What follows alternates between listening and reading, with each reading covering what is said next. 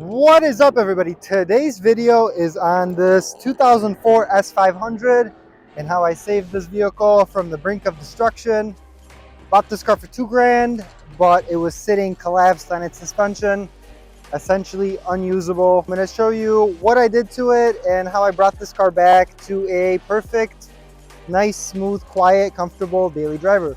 Let's get into the video. Flashback. Today we bought another project car. Bought this car for $2,000 right here. Something's wrong with the Airmatic and it obviously needs to be cleaned up a little bit. The car should fire under its own battery now. Airmatic too low. Look how low it's sitting off the ground. I don't want to ruin this any more than it's already ruined. Radio works great. It's a very positive feature. We got the star scanner hooked up. We're about to see what is going on with the Airmatic module. I don't even hear the compressor firing up. Sometimes if you play with these buttons, you can kind of get the suspension to wake up, but I don't see anything waking up. Build up. Okay. We're gonna move toward calibrated level automatic. Let's see what happens. We were unable to get any movement from the suspension. 3 AAA drivers, the tow truck drivers, came by and all of them refused to tow this car. So I had to do the next best thing. The car is sitting on the ground, it's really low, so we're gonna drive it on some 2x4s, get it loaded onto this U-Haul right here. Let's get this process going.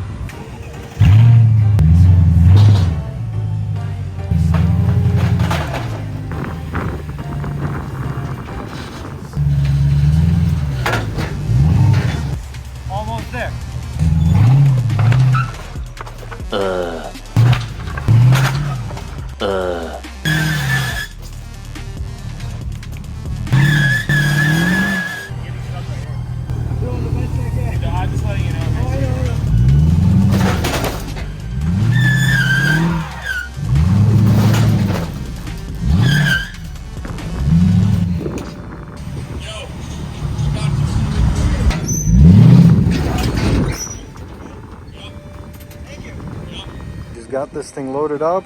Just a little bit of finagling with this system here, but she's on there secure. The other side, I had to use the original Mercedes jack with these little jack points right here to kind of get this going on there, but we tied it down, we secured it.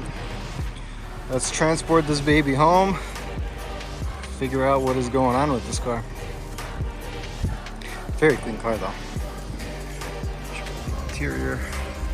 Nice interior. This is all going to clean up really well. Considering we picked this up for $2,000, it's not a bad deal at all. Beautiful $2,000 car. End of flashback. Thousands of tears later.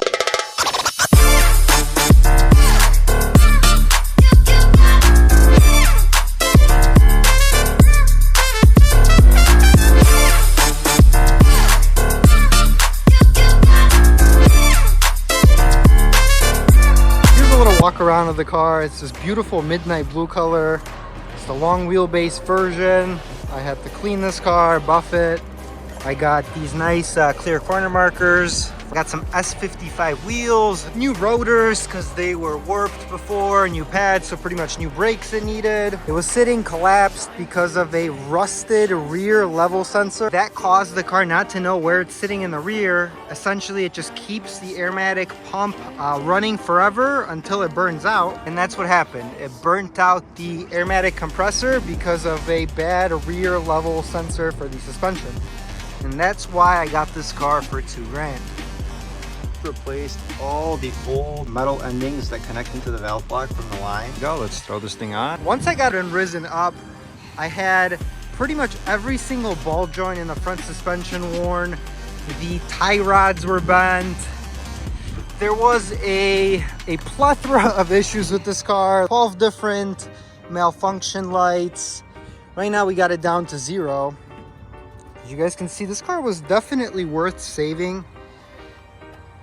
It cleaned up really well. This is actually, it's a 2004, but it's got massaging seats, adjustable bolsters, and you could puff the seat out and in and adjust it to your liking. So pretty much needed a whole suspension, new tires, wheels, brakes, new key fob battery. I had to get a new glove box latch, a A bunch of little Vehicle connection. miscellaneous pieces. Bluetooth. Let me turn that off for you guys. See, we got the suspension working perfect. I put about 8,000 miles on this car, and it's been great. You see, no malfunctions. That's a pretty rare sight to see on one of these.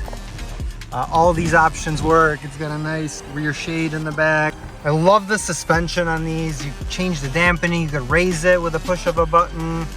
In Sports One, the car is comfortable enough to where you could still enjoy it. It's still a pretty floaty ride, but it firms up the suspension enough where you could more aggressively take corners without it being over stiffened. Because Sports 2 is great, it's just you feel every bump. Sports 1, you don't feel the bumps as much, but it's a nice sporty ride. So I'd recommend Sports 1 or Convenience. But Sports 1 is where the fun happens. We got M113 5.0 V8, very reliable engines. I had to change the idler pulley, is a tensioner pulley. I put a new belt on it. The alternator went out on me, so I had to replace the alternator, but luckily I had one. The car had a hideous intake on it. I truly don't understand why somebody would commit a sin like this and install this kind of intake on an S-Class. And so I had to find a stock intake, but I did have one luckily. It's missing these snorkels. This car certainly needed motor mounts and a transmission mount. After I got the exhaust fixed, it would make this insanely horrible vibration in the cabin. I actually made a video about it, how to change your motor mount. They disintegrate, essentially your motor starts jumping out the hood every time you rev it when they get old. And same with the transmission mount. It's also made out of rubber, it tears, and then your transmission just kind of wobbles all over the place. The expansion tank I needed to replace. Essentially these little nipples that these hoses slip onto, they crack off. And that causes the car to overheat. So we got that fixed. Got some new Rain-X wiper blades. This is the nice extended wheelbase. So we got these extra long doors in the back. And we got a ton of room in the back seat here. Very spacious car in the back. We put some S600 mufflers on this car. This car is actually missing. The previous owner cut off the mufflers on the resonators. I don't know what he was trying to do with it. We debadged it. The rear section out of an S600 with the exhaust. It sounds stock, just has these nice chrome tips that go nicely along with the rest of the vehicle. Yeah, no, we turned this $2,000 S500 into a nice $8,000 ride. It's a beautiful car. Okay, so I want to say I put rough 8 to 10,000 miles on this car.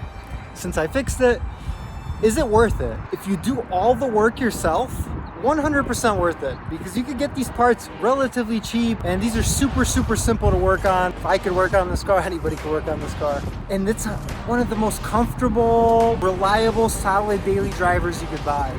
Any S-Class, really. I can see myself driving an S-Class for the rest of my life, honestly, just because it ticks all the boxes. It's quiet, it's comfortable, it always starts up.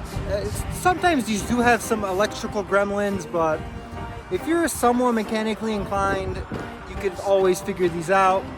And I'd highly recommend to have a good scan tool if you own one of these. It'll just make diagnosing these cars 10 times more simple and easy. I actually have somebody coming to buy this car today, so I figured I'd make a quick, cool video and show you how I brought this thing back to life and pretty much saved it from going to the junkyard.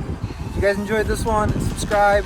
I have a CL55 AMG build coming out after this, so subscribe if you guys want to see that soon. We're going to be rebuilding a M113K engine, making it to about 700 horsepower, so it should be a cool one. Thank you for watching. I hope you guys enjoyed.